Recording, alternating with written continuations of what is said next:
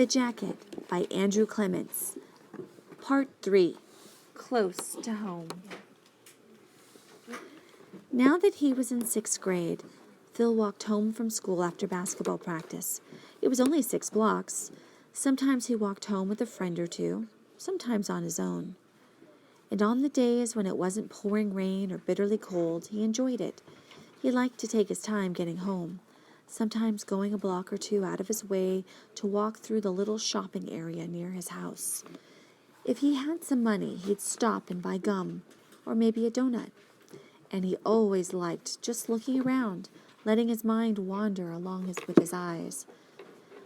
But walking home by himself this particular Thursday afternoon, Phil felt like he'd never seen this part of the city before. Everywhere he looked, he saw white people. He saw moms driving cars full of kids home from school, white moms and white kids. He saw the neat row houses with tiny front yards where kids had dropped their sleds and little shovels after it snowed last week. Their snowmen and snow forts were half melted now.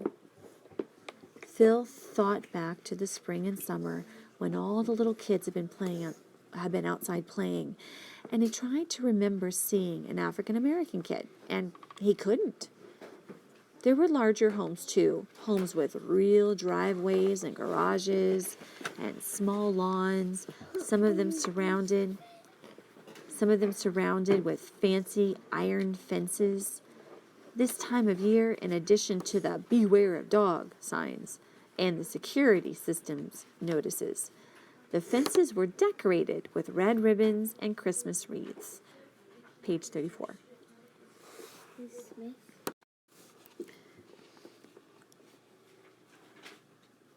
Phil looked around as he walked, and he tried to think if any black families lived anywhere in his neighborhood, and he couldn't think of one, not one family, not ever. Phil turned at the corner of Belden Street so he could walk through the shopping area. The small trees that lined the street were covered with blinking lights, and the storefronts and shop windows were decorated for Christmas. The sidewalks were busier than usual, not crowded, but still there were lots of people, lots of white people. Not everyone was white, of course. Phil saw a few Asian people, women mostly, dressed nicely, carrying shopping bags, plus some Asian kids, junior high school girls. And he saw a high school boy who might have been Hispanic. It was hard to tell. There were some black people in the shopping area too, but not many. Phil counted as he walked along. He saw 4 black people, 1 man and 3 women. The man was driving a bus, but Phil counted him anyway. None of the black women on the sidewalks looked like they had been shopping today. No bags or packages. They weren't browsing, weren't looking in the store windows. They all looked like they were going somewhere else. In fact, 2 of the black women were waiting at a bus stop, waiting to get on a bus to go somewhere else, just like the black kids at school. And Phil thought, I can tell those women don't live close by. Page 36. They just don't look like they belong here. And Phil heard himself. He heard himself thinking that thought. They just don't look like they belong here. Phil stopped so suddenly that a man behind him on the sidewalk almost knocked him down. Whoa, the man said. Sorry there, young fella. You all right? Phil nodded absently and said, Yeah, I'm fine. But it wasn't true. Phil wasn't all right. He stood on the sidewalk, staring as the 2 women got onto their bus, and he thought, this morning, what if Daniel had been a white kid? Would I have grabbed him like that? If he had looked like he belonged in that jacket, would I have said he stole it? The bus pulled away from the curb, and Phil started walking again. Turning a corner, he looked up and saw his own reflection in a shop window. He saw a white kid who looked like he belonged here. Phil turned away from the window. He began to run, and he didn't stop until he got home. When his mom opened the front door at 5:15, Phil was waiting for her. How come you never told me I was prejudiced?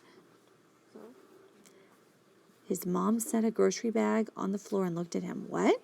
What are you talking about? I'm prejudiced. I am. And you never told me. Who says you're prejudiced? Somebody call you that? No, but it's true. I know what it means because we learned about it on Martin Luther King Day. It means you don't like black people. All right, his mom said, just hold it right there. Page 38. Let me get my coat off, then come into the kitchen with me and tell me what this is all about. So as his mom started making dinner, Phil sat on a stool at the tall counter and told her what had happened at school.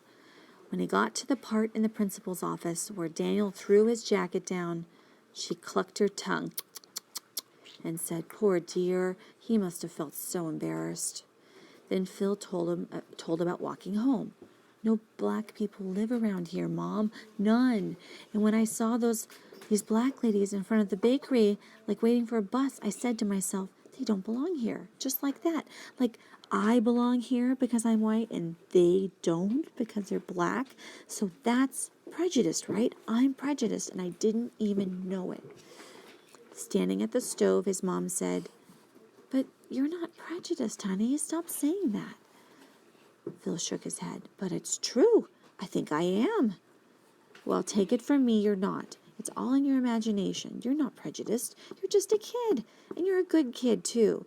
You had this problem with another boy, and the boy happens to be black. That's all. And we live in a part of town where it's mostly white people. Tell me this. Did you choose to live here?"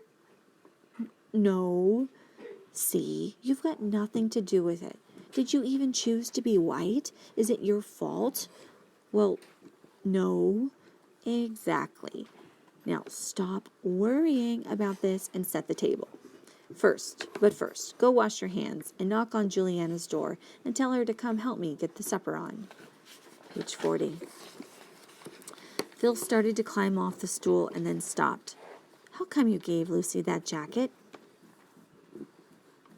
"Because it's a perfectly good jacket, and Jimmy didn't want it, and I knew Lucy had a grandson who might fit it."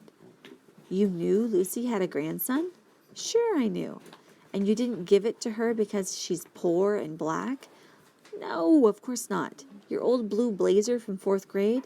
I just gave that to Mickey Coulter's mom, and you know they're not poor, and they're not black either. When you have something nice to share, you share. Besides, Lucy's my friend." Phil nodded. "Only not really your friend, right?" His mom looked at him sternly. "What's that supposed to mean? I mean, if she's really a friend, then like you'd go to the movies with her sometimes, right? Or have her over for dinner with her family, or maybe go bowling like you do with Mrs. Donato." His mom tilted her head, choosing her words carefully. "Well, right. Lucy's not that kind of friend. Not really a close friend. More like someone you know at work." "So, have you ever had a friend who's black? I mean, a close friend?" "No, not really." "How come?" "It just never happened, that's all." "Maybe it's because you're prejudiced too. Like me. And you didn't know it, like me. For the last time, Phil, you are not prejudiced. Now just forget about it. Go get your sister to come down here right now." Phil knew that tone of voice. Turn the page. It meant end of discussion. He got off the stool and was going out the door. Stop when his mom said, He got off the stool and was going out the doorway when his mom said, "And Philip, let's not talk about this to your dad." He turned around and looked at her. "Why?" Because it'll just upset him. That's why. That's all." "How come?" "Because I know your father and it just will. Okay, that's all." Phil shrugged, then turned and headed for the doorway. He didn't ask how come again. He didn't have to. He was pretty sure he knew why his dad would get upset. There was only one answer Phil could think of. It had to be because his dad is prejudiced, like me.